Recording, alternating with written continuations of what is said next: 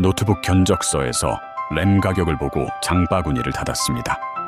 같은 시간 젠슨 황의 엔비디아는 SK 하이닉스와 차세대 HBM을 함께 만들고 더 많이 공급받는 단연 협력을 발표했습니다. 삼성전자도 HBM 생산을 키우고 있습니다. 혹시 AI 서버가 우리가 살 램을 먼저 가져간 걸까요? 이 영상 끝에는 램 값을 움직인 진짜 주어가 젠슨 황인지 메모리 공장의 생산표인지 분명해집니다. 먼저 제목의 오해부터 풀겠습니다. 젠슨 황이 어느 날 소비자용 램 가격을 올리라고 지시했다는 뜻은 아닙니다. 엔비디아가 만드는 인공지능용 칩이 거대한 수요를 만들었고 그 수요를 따라 메모리 회사들이 공장과 투자의 우선순위를 바꾼다는 뜻에 가깝습니다. 가격표를 움직이는 직접 주어는 한 사람이 아니라 한정된 생산 능력을 어디에 배치하느냐는 결정입니다. 노트북 안의 일반 D램과 AI 서버의 HBM은 전혀 남남인 제품이 아닙니다. 둘 다 데이터를 잠시 올려두는 D램 계열입니다. 다만 HBM은 여러 장의 D램을 수직으로 쌓고 아주 넓은 통로로 AI 칩과 데이터를 주고받도록 만든 고성능 제품입니다. 같은 메모리 회사가 만들지만 공정도 복잡하고 후공정과 패키징 부담도 큽니다. 공장을 빵집으로 바꿔 생각해 보겠습니다. 오븐과 작업대와 사람은 무한하지 않습니다. 주문이 몰린 고급 케이크에 오븐 시간을 더 주면 식빵을 만들 자리가 줄 수 있습니다. HBM 한 개가 일반 램 한 개와 정확히 같은 오븐 시간을 쓴다는 뜻은 아닙니다. 실제 공정과 설비는 다릅니다. 하지만 클린룸, 장비 투자, 기술 인력과 자본을 어디에 먼저 배치할지는 서로 경쟁합니다. 이 변화는 보고서 안에만 있지 않습니다. 트렌드포스는 지난 3월 내놓은 2분기 전망에서 D램 업체들이 생산 능력을 HBM과 서버용으로 옮기고 있다고 설명했습니다. 당시 일반 D램 계약 가격은 전분기보다 58에서 63% 오를 것으로 전망했습니다. 이 수치는 한국 쇼핑몰에 오늘 소매 가격이 그만큼 올랐다는 뜻이 아닙니다. 트렌드포스가 당시 전망한 완제품 업체의 대량 계약 가격입니다. 같은 보고서는 PC 업체로 가는 D램 출하가 줄었고 배정 물량이 부족한 업체는 더 높은 가격의 물량을 구해야 했다고 적었습니다. 스마트폰 업체도 메모리 비용 상승 압력을 받고 있다고 봤습니다. 7월 말에 트렌드포스 시장 요약에서도 서버 수요에 밀린 PC용 D램 공급 축소, 높은 소매 가격 때문에 약해진 노트북 수요가 함께 등장합니다. 가격 상승의 속도는 둔화될 수 있어도 공급 배분 문제는 아직 끝나지 않았다는 얘기입니다. 여기서는 가격 세계를 구분해야 합니다.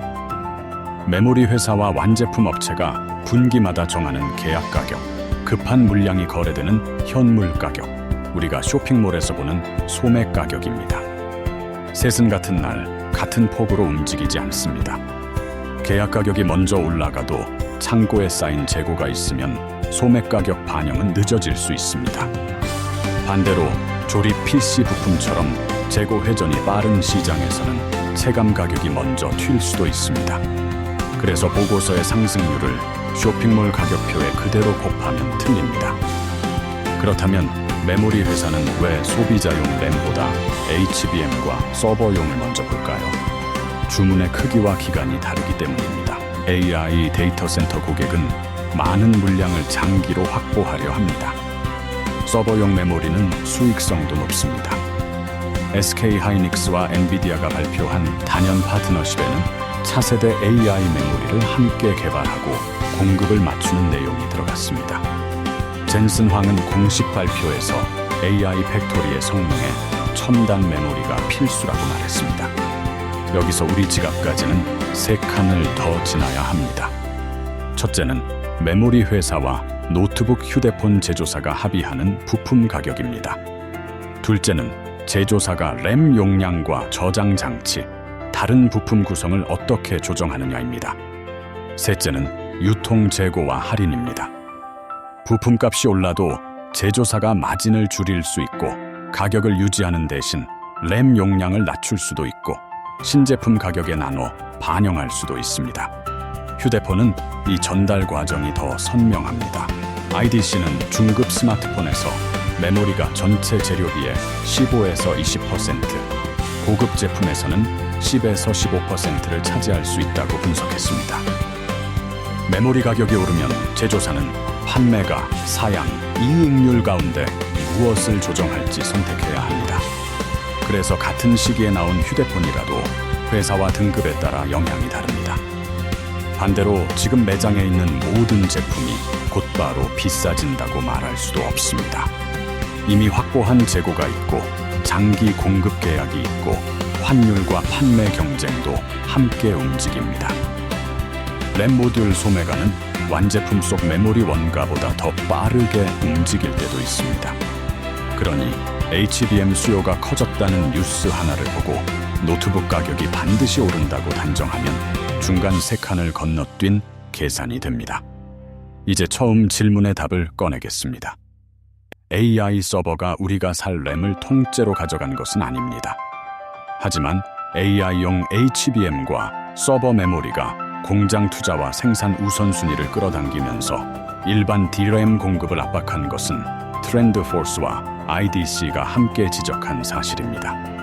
젠슨 황은 그 수요를 상징하는 얼굴입니다. 램값을 실제로 움직인 주어는 그 수요를 보고 다시 짠 메모리 공장의 생산표입니다.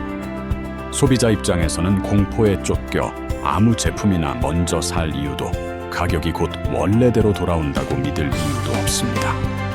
노트북과 PC를 볼 때는 램 부품 하나의 등락보다 완제품 총가격을 비교하고 필요한 용량이 기본으로 들어있는지 나중에 업그레이드 할 수 있는지를 함께 보는 편이 맞습니다. 휴대폰은 같은 가격대에서 램과 저장 공간이 줄었는지도 확인해야 합니다. 예를 들어 두 노트북의 가격이 같아도 한쪽은 메모리가 기판에 붙어 있어 늘릴 수 없고 다른 쪽은 교체 슬롯이 남아 있을 수 있습니다. 공급난이 길어질 때는 처음에 몇만 원 차이보다 나중에 용량을 보완할 수 있는지가 더 큰 차이가 됩니다.